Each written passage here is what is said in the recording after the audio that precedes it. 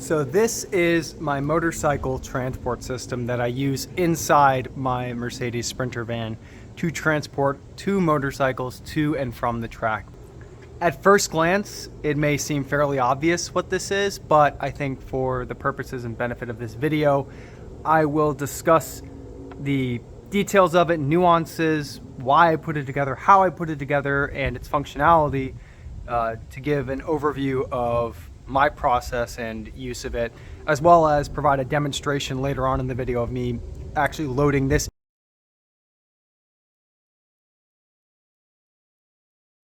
We'll start with a breakdown of what's on the screen, and although it may seem fairly obvious, I'll go over it anyway. The transport system that I use is made up of two components. The first one is a butcher block tabletop, and the second one is the Pit Bill trailer restraint system, or the Pit Bill TRS, or just TRS as I'll refer to going forward. There are a lot of videos and content already around the TRS, and although I will demonstrate its use in my specific application later on, I will forego walking through that component of this transport system for the time being and talk more so about the butcher block, what I use it for, how I came across it, how I put it together, and my experience with it so far. So the butcher block. The first question that may come to your mind, or that I feel like is appropriate to answer, is why did I choose a butcher block? And to understand that, I think that we first have to understand my background about where I'm coming from when I started this process, what I perceived my options to be, and what my requirements were for choosing something. So let's start with the very first, which is, why do I even have a butcher block with a TRS mounted to it? The short answer is, I did not want to modify or drill my Sprinter van that I purchased. I didn't want any changes to the OEM on it, at least at this point.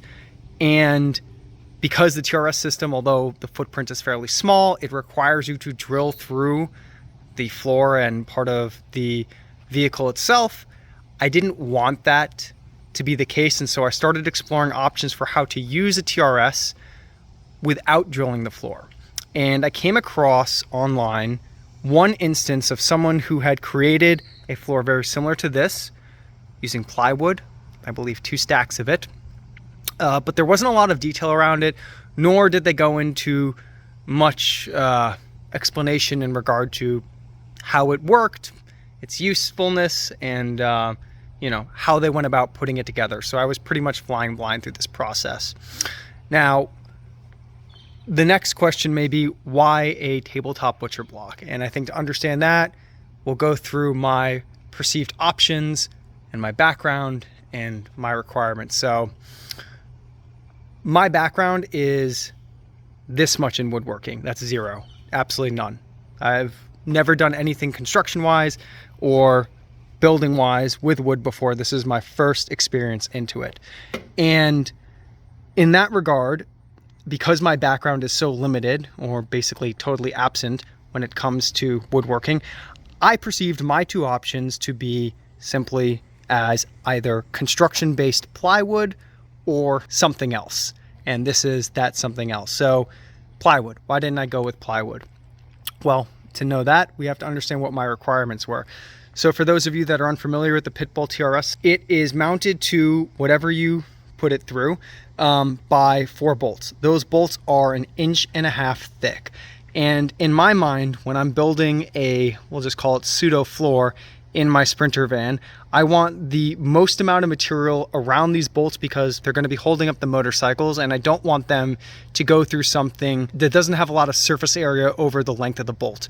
And so the first thing I looked for in regard to building this floor was wood that was exactly 1.5 inches thick, or right around there. And I very quickly learned that plywood really only comes standard, at least, although there are some special customization options which I did discover later, although those ended up not panning out anyway.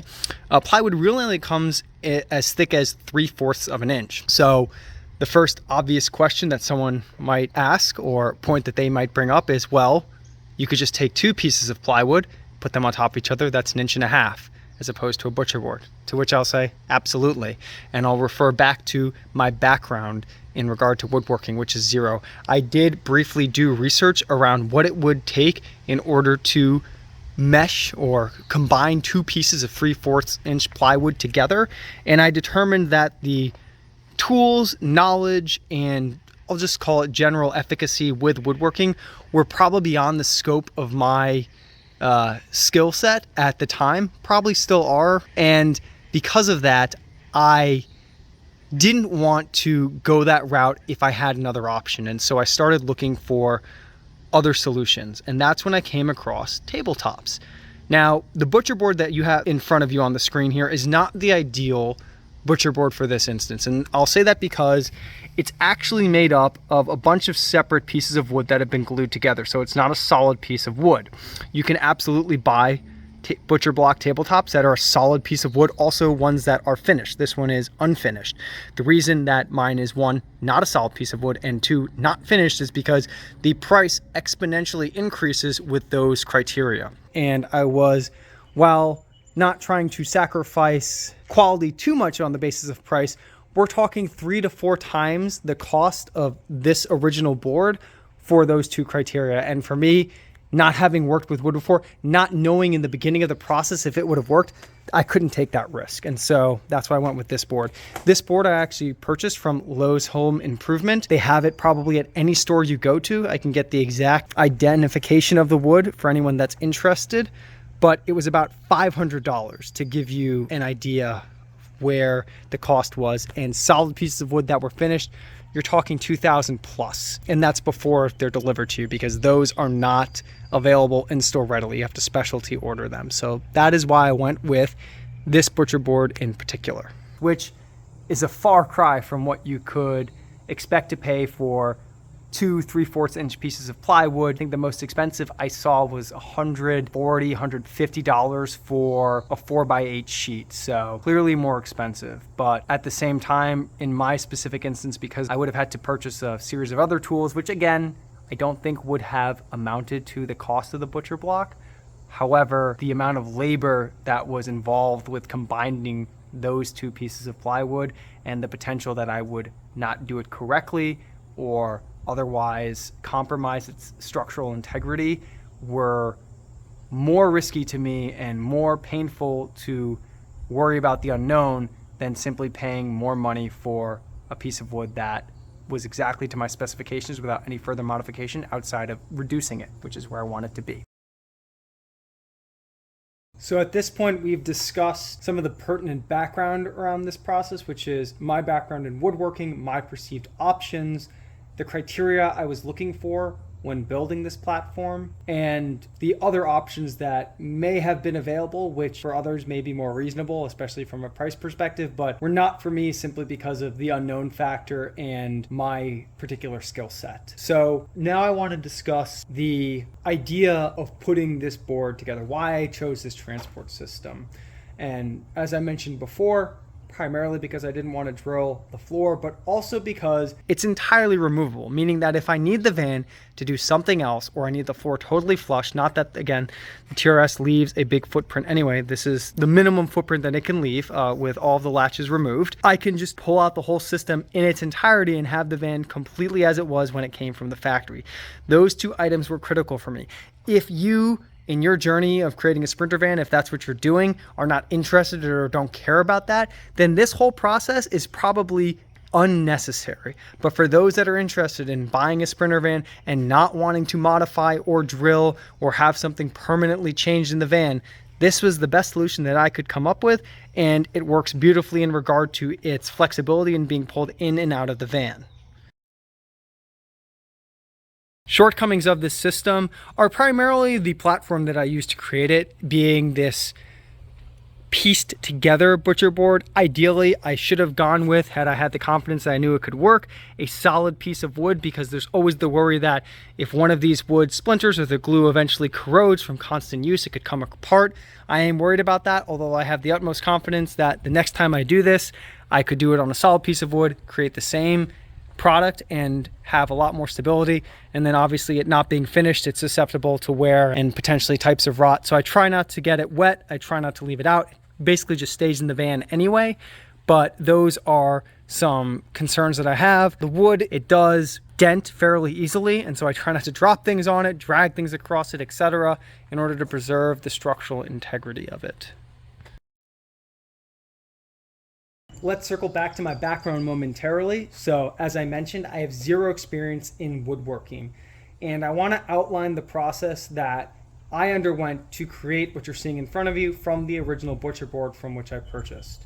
So in order to do so, I think that it's relevant to go over the quote unquote specialty tools that I needed. And the reason I'm going to call these specialty tools is because these are tools that I did not have in my household at the time that I started this process, in which I had to purchase specifically for this process. You may have these tools, and in which case this would be that much less expensive for you. I figured that the tools that I was buying would be useful for other purposes, and so I didn't have a lot of discomfort in making the purchase anyway.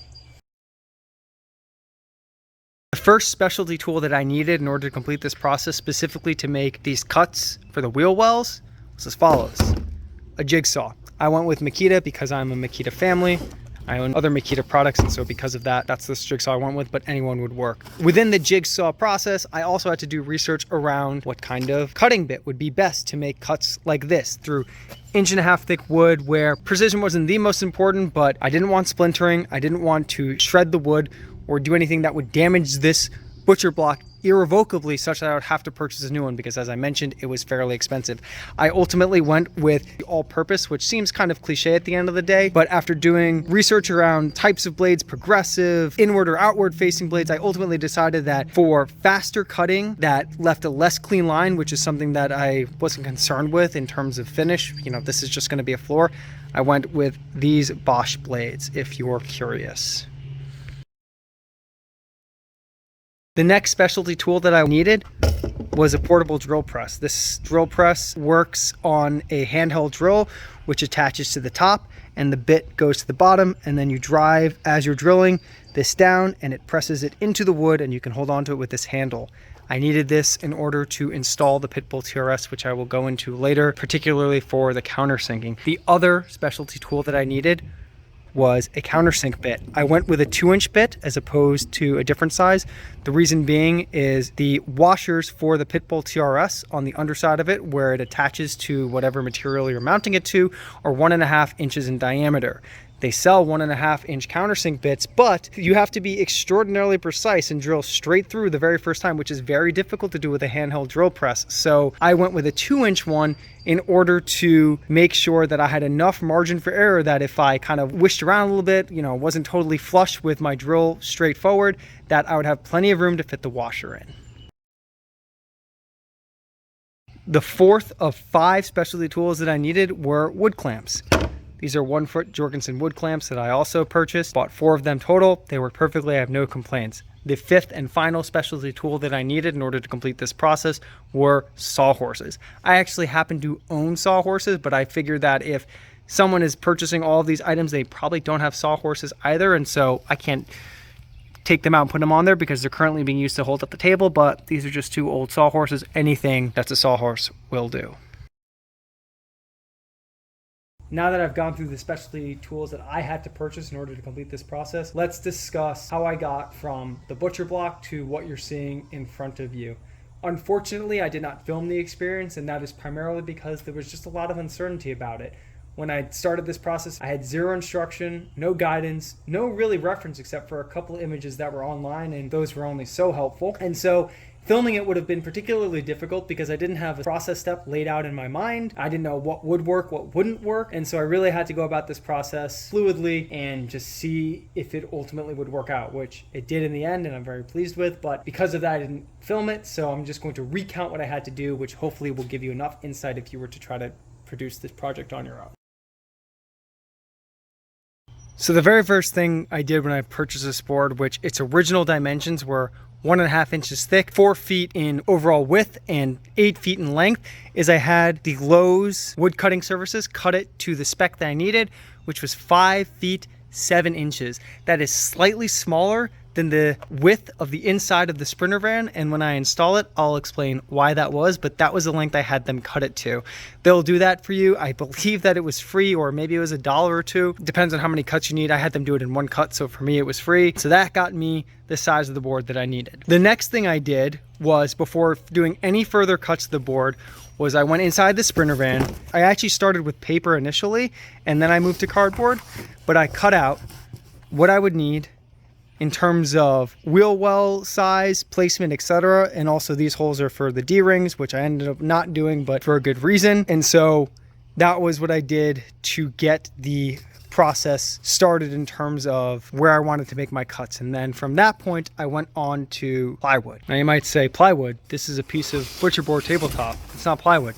That's right. But as I mentioned, this was extraordinarily expensive. And so in order to mitigate the risk of doing the wrong cut, I took that cardboard cutout that I just showed you and I cut multiple pieces of 3/4 inch plywood, number one, to practice, but number two, to make a more sturdy template. Since cardboard is slightly flexible and the measurements may not have been perfect, I was able to cut the plywood first to make first passes, fit that into the van and see how it worked, how it didn't work, and then make adjustments accordingly. So at the end of the day, I was ultimately able to have a very confident, sturdy template of a board that I knew would fit into the van via the plywood that I cut, that I then traced onto this board. The next step that I did was I cut the wheel wells. After they were traced and I had confidence that I had created a template that would fit exactly into the van as I expected, I traced the wheel wells and I used the jigsaw to cut them out. I took my time with them. I made a few cuts, as you can see. Again, wasn't totally perfect, but it doesn't need to be. And even in the fitment in the van, it's not totally perfect. Getting wood to fit exactly into shapes and sizes like this is way more difficult than I originally anticipated, but the important part is that it fit. I also went and shaved the corners because the van is actually beveled at the ends where the doors meet, and so it's not a pointed end, and so you have to shave the corners in order to do that. Once the fitment was determined, I then went to install the Pit Bill TRS. To do this was a two-step process. I had to put the board in there, load the bikes in without the TRS, and find out where I could put them exactly on the board, center of the wheel, held upright and offset so that they would both fit in the van, far enough away from the wall, far enough forward that it wasn't too close to the edge of the board, but not so far forward that it would unnecessarily use space in the van, which I could use for storage or other purposes. So I mapped out where the wheels were centered. I put painter's tape to show that line, and then I installed the TRS in the center of those two pieces of painter's tape. The TRS installation was pretty straightforward. There's plenty of videos on how to do it. I'm not going to go into great detail here, although I will mention one complicating factor that I had to deal with when installing a fake floor. Recall that I mentioned that the width of this butcher board was 1.5 inches, and the length of those bolts are also 1.5 inches, which means that when you install the TRS and you have to put the locking nut and the washer on the underside of them, there will be no bolt hanging out to attach to. And so because of that, I ended up needing to buy that countersink piece, and underneath the board, I had to cut countersinks into the board. I would say about maybe 3/4 of an inch deep, maybe a little bit less, and then install the washer. And as I mentioned, I went with a 2-inch countersink piece so that I had more than enough margin of error to fit the 1.5 inch diameter washer in there. And then I installed the nut, and in order to make sure that the fit was completely flush with the bottom of the board, meaning that this bolt would not scratch the floor or leverage the board off the floor, I also dremeled off the very edge of the bolt in order to make it completely flush with the bottom of the floor so there's no contact, but not so close that it may compromise the integrity of the bolt by going too close to where the nut meets the threads. And that is how I installed the Pit Bill TRS system on this board. The way that I secured in there, which I think is probably, if anyone has questions, is the top of their list, which is how could this be stabilized inside the van? When you think about the TRS system, normally in its ordinary operating environment, it's mounted to the floor of the van. That's not going anywhere, obviously. And so when you have a separate piece of wood that you put on there, how does it stay in place? How do you stop vertical movement? How do you stop lateral movement? And how do you get it to fit? So all of these things I had to grapple with and think through myself, which is why I'm making this video, so that if anyone is interested in pursuing this option or improving upon it or using it in some other way, you have at least the background, the knowledge, and the experience from my perspective that you can then take into your own and build it out however you want. Let's talk briefly about some of the nuances as it relates to the final shape and size of this. So as I mentioned, the wheel well cuts were initially to fit close to but not totally flush with the wheel wells.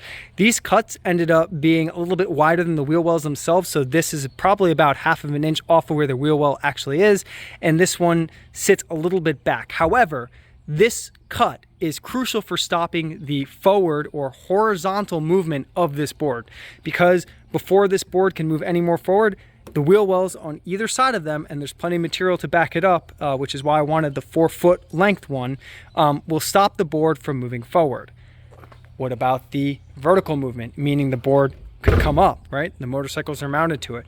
So that is done with a ratchet strap that goes across the board that's looped through a D-ring, and I'll demonstrate that when I install it in the van.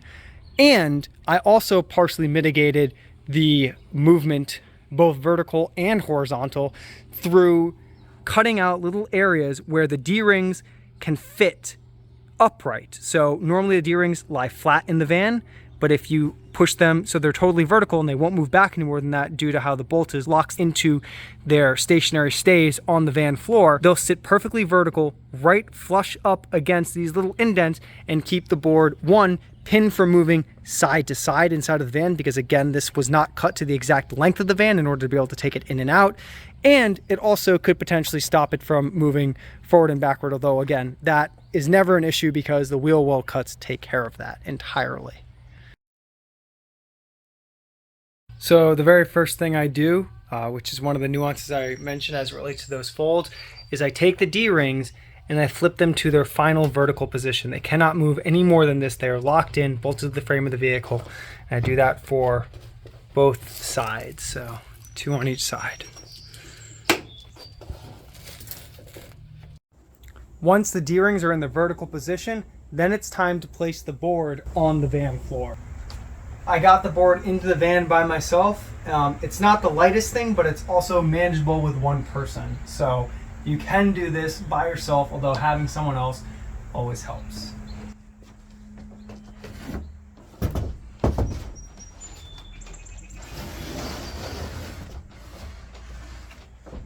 So I've pressed up against the D-rings on the left side of the van, and making sure the other D-rings are still in their vertical position. And I'm setting the board down, and now we've stopped the side-to-side movement. If I were to take this board and try to push it from one side to the other, it is not going to move.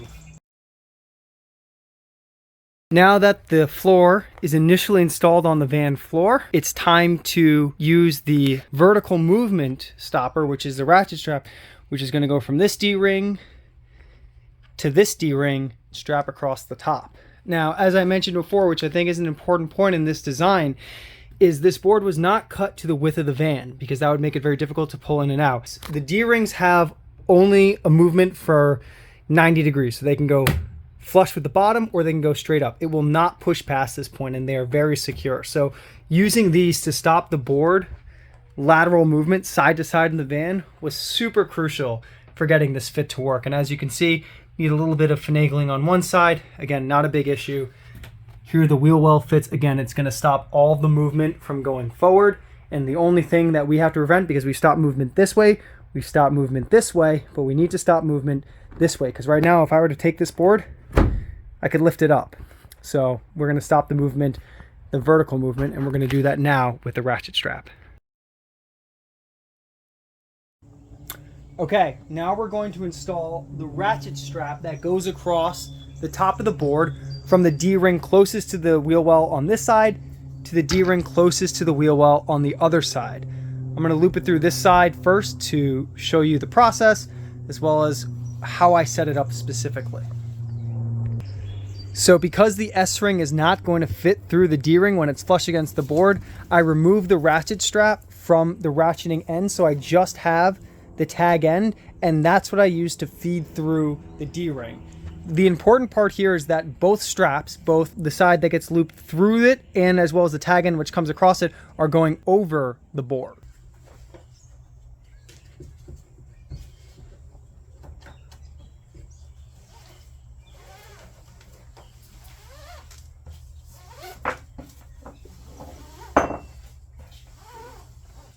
When doing this, it's important to loop the tag end through the lower part so the S-ring stays on top, and that will be important for when you ratchet it down. I'm careful not to make sure the tag end gets twisted so that it's going to be totally flat and the same orientation on both the top and bottom end of the loop. And I pull it through this side. I'll check to make sure that my strap is flat. Now for the final step, where I attach the ratcheting mechanism to the tag end, hook it up to the S-ring, to this S-ring, and tighten the board down, and you'll see how it creates tension and stops the board from moving up and down, going towards the ceiling and not the floor. Also, the positioning of this is relatively important. I have it so that both the S-rings and the strap itself are not in line with where the motorcycle wheels are going to roll, so that there's never any component that comes under stress from the motorcycle itself. So we'll just attach them like this, tighten this up, and then we will begin the ratcheting process. You don't need to make it extra tight, just tight enough that it creates a tension to stop the board from moving up. And I'll demonstrate that by scooting this back a little bit, and I think when you saw before I could lift the board straight up. Notice how the band is shaking? The board is not going to move more than that in a vertical direction. So that's the finished product. The board is now installed in the van. It's a fairly painless process and very secure. As I mentioned, there's no forward movement via the wheel well blocks, which are going to hit right up against them. I just have covers over them, but under there are steel wheel wells. There's no side-to-side movement because the D-rings do not move any further than this vertical position, and it's being held in place on both sides by them. And there's no up and down movement because it is ratchet strapped to the van and will not move. So this split floor is now in place, and I'm ready to mount my motorcycles onto this system.